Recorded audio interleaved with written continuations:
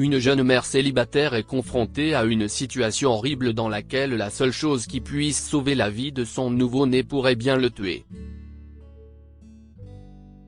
Toutes les mères et tous les pères disent toujours qu'ils feraient n'importe quoi pour leur enfant, qu'ils prendraient n'importe quel risque pour lui sauver la vie, mais le feraient-ils ? Jusqu'où seriez-vous prêt à aller pour sauver votre bébé ? Et si ce que vous deviez faire était horrible, en auriez-vous le courage ? Lily Senjic a découvert les réponses à toutes ces questions qui hantent les parents toute leur vie alors qu'elle n'avait que 21 ans. La mère de Lily lui avait toujours dit qu'elle aurait une mauvaise fin. Lily aimait la musique, les fêtes, les jupes courtes et se peindre les ongles en rose vif, et pour sa mère, c'était un péché. Quand Lily a rencontré le beau Wayne et qu'il l'a invité à sortir, sa mère l'a prévenu, ce garçon ne t'apportera rien d'autre que le péché et la damnation, et quand il le fera, ne viens pas pleurer auprès de moi. Lire aussi, elle a perdu son bébé parce qu'un médecin l'a jeté par la fenêtre après l'accouchement 2 ans plus tard, on lui a donné raison. Lily a attendu le test de grossesse en silence, et Wayne le lui a arraché des mains. « Tu étais censé prendre la pilule », a-t-il crié. « Tout est de ta faute. » Wayne, a dit Lily tranquillement, « J'étais si prudente. Pas assez prudente. » a crié Wayne. « Mais si tu crois que je vais gâcher mon avenir comme joueur de basket à l'université de Pennsylvanie pour une salope avec un petit pain dans le four, tu te trompes. » Alors que Lily était assise là, perplexe, Wayne a attrapé sa veste et est sorti de la chambre d'étudiant de Lily en claquant la porte. « Maman, a-t-elle chuchoté. Tu avais raison pour Wayne, mais tort pour tant d'autres choses. » Lily posa la main sur son ventre et pensa à la petite graine qui remuait dans sa chair, une graine qui s'épanouirait un jour en une nouvelle personne, un nouveau départ miraculeux. Le lendemain, Lily a parlé à son conseiller qui lui a dit que même si sa bourse n'était pas affectée par sa grossesse, elle ne pouvait pas rester dans le dortoir après l'accouchement. Lily est allée rencontrer l'écrivain et les deux se sont tout de suite entendus. L'homme, Larry Alco, avait plus de 70 ans et était fou des chats, tout comme Lily. Lily est très franche avec lui et lui avoue qu'elle est enceinte de 3 mois. « Oh, dit l'auteur. Ça veut dire que tu ne peux pas faire la trilogie ? La trilogie ? S'étonne Lily. « Oui, votre professeur ne vous l'a pas dit ? Dit l'auteur. Si est un engagement d'au moins 2 ans. Si est super. C'est écrié Lily. Au tarif que Larry lui avait proposé, elle pourrait louer un petit appartement, manger, acheter des couches, et payer une baby-sitter quand elle devait aller en cours. C'était parfait. 3 semaines plus tard, elle trouve l'appartement, un immeuble de 3 étages situé à quelques pas du campus. Si est un studio, et Lily peut se le permettre, à peine, alors malgré l'aspect délabré de l'immeuble, elle le prend. Lily a emménagé immédiatement et a dormi sur l'énorme canapé orange vif style années 60, le seul meuble de l'appartement. Au moment de la naissance de son fils Fred, l'appartement était bien différent.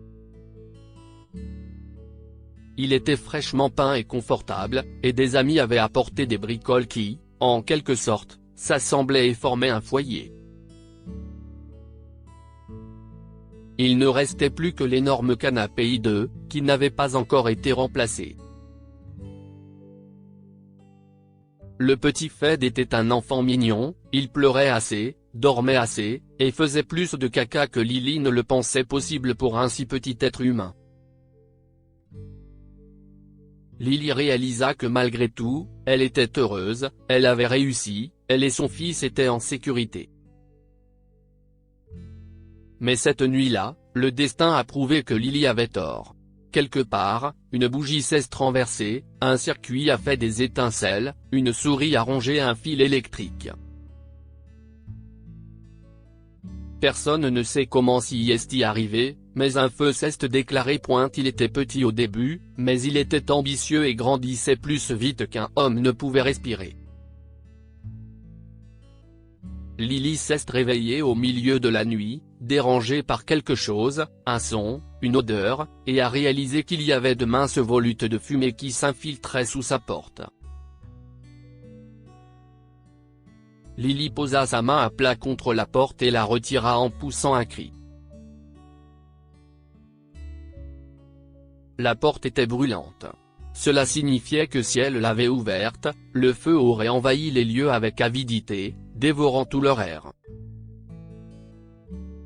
Lily a regardé autour d'elle. Comment pouvait-elle faire sortir Fred? Elle a couru jusqu'à la fenêtre et a regardé en bas. 3 étages, mais ça pourrait aussi bien être aussi haut que l'Empire State Building.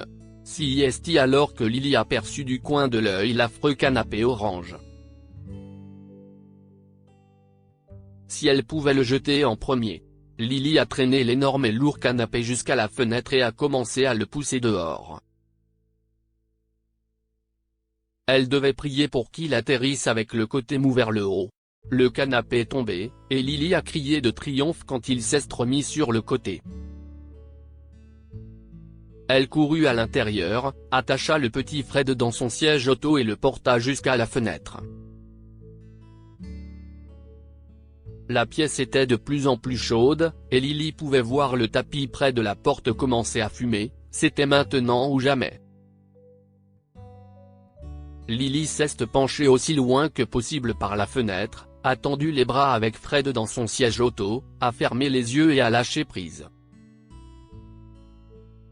Lire aussi, un bébé est décédé car son père ne s'est pas occupé de lui pour regarder la teuf. Elle est restée sur place, la bouche sèche alors que le petit siège auto tombait, pour toujours, jusqu'à ce qu'il s'écrase en plein milieu de cet affreux et magnifique canapé orange. Fred était en sécurité. Lily a commencé à avoir des vertiges, alors elle s'est agenouillée près de la fenêtre, la tête en l'air, en gardant un œil sur Fred et le canapé orange. Et si est ainsi que les pompiers l'ont trouvée, inconsciente, mais toujours près de la fenêtre. L'histoire de l'acte de bravoure de Lily a frappé l'imagination des journaux télévisés et des médias sociaux. L'un de ses amis a lancé une page GoFundMe pour collecter des fonds afin qu'elle puisse louer un nouvel appartement et acheter un autre ordinateur portable qu'elle pourrait utiliser pour continuer à travailler tout en étudiant. Les gens ont adoré l'histoire de cette jeune maman courageuse et de son bébé et ont donné généreusement. Lily a trouvé un plus bel appartement et a acheté de nouveaux meubles, mais au milieu du nouveau salon se trouve un vieux canapé orange des années 60, laid et indestructible. Que pouvons-nous apprendre de cette histoire? Lorsque le moment est venu, nous sommes tous capables d'actes de grand courage. Lily savait qu'elle ne pourrait pas sortir, mais elle a sauvé son fils en prenant un risque audacieux. La gentillesse de nos amis est notre plus grand trésor. Grâce à ses amis et aux généreux donateurs, Lily a commencé une nouvelle vie. Partagez cette histoire avec vos amis. Elle pourrait illuminer leur journée et les inspirer. Abonnez-vous à Mon Mama sur Google News.